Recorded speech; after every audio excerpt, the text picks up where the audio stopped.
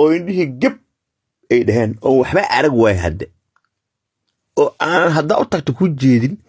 oo waxaa hormaraya aan arki karin aniga imika gabadha u timi sheegi may magaceede markay saa uga dhaqaaqday zam labada indhood zam inaa lilaahi wa inaa ilayhi raajicuun way soo wacday ayey daahir hee ayey waa indhabeele bismillaahi raxmaan qaalihi maxaa kugu dhacay ayey haddaan ka nimi Itoobiya gabar saaxiibtay soo booqato markay ii timid iga tagtana waa indhabeele dam inaa lilaahi wa inaa raajicuun sixirka qaali sida loogu waday oo loogu waday oo loogu waday oo loogu waday oo loogu waday waxaa laga keenay in la yiri waa ka baxay fanki waa nacay ilaa ubadkii ilaa fanki waa nacay fan ma rabo waa ka baxay laga keenay waxaa tagtay Saacid Siman baa tagtay meeshii qabsatay magaalada dhammaadba halkan ayaa maray Saacid Siman halkan ayaa ka helay Saacid Siman xagga ayaa ka leexday Saacid Siman waxaa laga keenay fanki waa ka baxay waxaa laga keenay Saacid Siman aniga allaha ka allah fan waa isaga baxay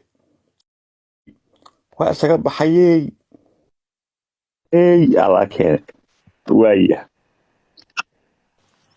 waxaa soo haray qaalada nin baa guursaday Raaga Cabdi wuxuu lahaa YouTube-ka ugu shidan ee heesahu lahaa YouTube-ka ugu shidan ee ugu qatarsan ee Nairobi waa wiil talent leh Raaga Cabdi oo wuxuu sameeyaa barnaamijyo si qurux badan editing-ka mucjiso ku yahay computer science ko bartay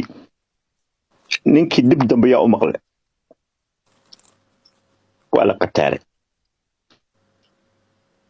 dadka meesha lagu qataaray haddana ka sheekeeyo caawa Nairobi waa yaabisan gabadha quruxda badneed ee Xabsa Kuwiin dukaamo bay ku lahayd Nairobi dhowr dukaan baa u fureed cosmetics bay gadaysay magaalada waa u shineed gabadhii dukaankeeda subax kasta jirtay lacagta adduunka shaqaysanaysay hal mar baa gabadhii sanka iyo afka meelooba dhiig ka yimaadeen waxaa kaloo gabadha lagu sameeyey ma awoodo intay dukaankeeda tagto inay dukaankeeda ka shaqaysato Xabsa Kuwiin ma awoodo la hawla walaa quwwata illa billah al-azim gabadha dukaanka laba maqashii kara dukaamadaadii laba maqashii kara gabadha guriga ka soo baxay banaanka markay marayso way laabada guriga ku laabanay ilaahay baa idinku dhaariyay sixirka maanta meesha uu marayo balaarka Nairobi waxaa tagtay England show baa tagto Kampala ka soo wareegtay TV caalami u shaqaynaysay halkan ayaa maray England show yaa kala kiciyay England show gabadha sidii xidig star oo ahayd hal mar la qof markaas ay ku waalatay dhoof waa baxayay salaada markay dukanaysa qiblada ma dhinac kale u jeesato wala soo riday gabadhii magaalada u shineed ee gaariga quruxda badan ku dhex wadatay London bay ka tuureen qaxooti bay ka dhigeen ilayre ninka ugu adag ee sixirka uu kari waayay ee laba jeer ka badbaaday marka saddexaadna uu soo ritay ilayre sixirka waxaa loo daba galay maxaa ka gala dhaca qaga dhig baaska dhig hoos ka sii kor ka sii hoos ka sii automatic hadduu naa guursado ha furo ee oday habeenkii buraha uga soo baxdo dhuunta mid kale dhabarka mid kale futada odayga ilaaha iska oynaay oo ku soo wacay haddaan dhinta ilmaha iyo ogow maxaa kugu dhacay abowaali jaanjaame abowaali dhibaatee hoos ka sii kor ka sii waaya ilayre markii ugu dambeysay adigu hadda xogaa waa iska cayntay gabadha abgaal reer Mareykankana waa loo guuriyey xaaladiisna xogaa soo fiicnaanaysaa ile marka waxa sixirka oo burji adag uu leeyahay laakiin sixirka uu qaban jiray iska taariikh salaad oo ahay salaada ma dukan jirin hadda salaada bilaabay qaaladan laakiin weligeed ahlu salaad bay ahayd dhigla showna weligeed ahlu salaad bay ahayd meelaha ku cayntaan wey gabadha hadda halka ay sagal artist gabadha ugu shidan ee ugu codka macaan Nairobi bay ahayd waa la jaajamay guriga wax ka soo bixi wax lagu xiray program waxaa lagu xiray la yiraahdo guriga ha ka soo bixin dadkeedu waxaan joogaa 2 alifka kuma ma karto ustaadkayga abwaankayga xagee joogta ay kula taleefan soo hadlay waxaan joogaa 2 alifka Imperial Hotel baan joogaa haye waaye ustaadkayga laakiin ma dhaqaaqi kartaa hal tilaabo ma qaadi kartaa hal tilaabo ha waaye marka waxa weeye dad badan oo wada caana oo la sixray أعوذ بالله من الشيطان الرجيم وإذ قلنا ادخلوا هذه القرية فكلوا منها حيث شئتم رغدا وادخلوا الباب سجدا وقولوا حطة نغفر لكم خطاياكم وسنزيد المحسنين فبدل الذين ظلموا قولا غير الذي قيل لهم فأنزلنا على الذين ظلموا رجزا من السماء بما كانوا يفسقون وإذ استسقى موسى لقومه فقلنا اضرب بعصاك الحجر فانفجرت منه 12 عينا قد علم كل أناس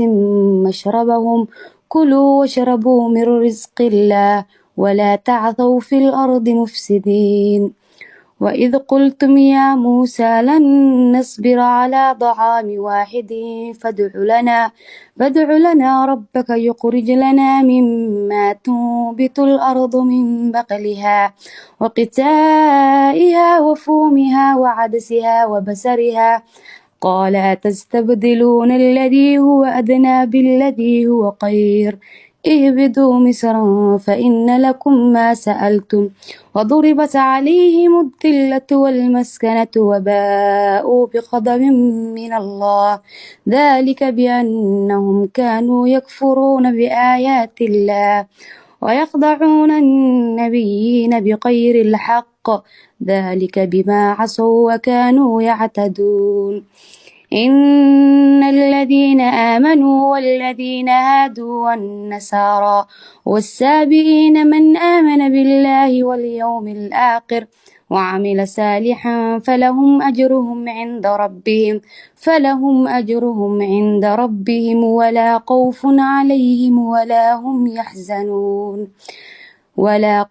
عليهم ولا هم يحزنون وإذ أخذنا ميثاقكم ورفعنا فوقكم الطور خذوا ما آتيناكم بقوة واذكروا ما فيه لعلكم تتقون ثم توليتم من بعد ذلك فلولا فضل الله عليكم ورحمته لكنتم من الخاسرين ولقد علمتم الذين اعتدوا منكم في السبت فقلنا لهم كونوا قردة خاسئين فجعلناها نكالا لما بين يديها وما خلفها وموعظة للمتقين وإذ قال موسى لقومه إن الله يأمركم أن تذبحوا بقرة قالوا أتتخذنا هزوا قال أعوذ بالله أن أكون من الجاهلين قالوا ادع لنا ربك يبين لنا ما هي قال إنه يقول إنها بقرة فارض ولا بكر عوان بين ذلك ففعلوا ما تؤمرون قالوا ادع لنا ربك يبين لنا ما لونها قال إنه يقول إنها بقرة صفراء فاقع لونها تسر الناظرين ما شاء الله صدق الله العظيم